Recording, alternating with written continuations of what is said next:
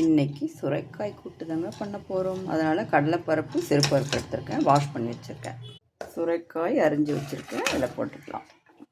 சுரைக்காய் போட்டாச்சு. இப்போது தக்காளி, வெங்காயம், பூண்டு போட்டுக்கலாம்.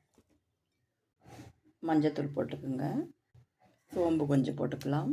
1/2 ஸ்பூன் போடுறேன் மிளகாத்தூள். தண்ணி ஊற்றிக்கலாம்.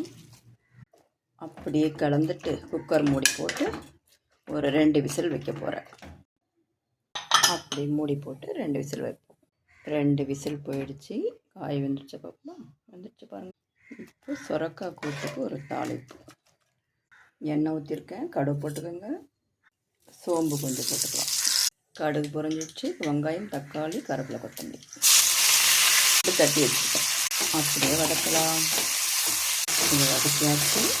இந்த பருப்பில் கொட்டிடலாம். உப்பு சேர்த்துக்கலாம். அப்படியே கலந்துருங்க. ரெடி ஆகிடுச்சு.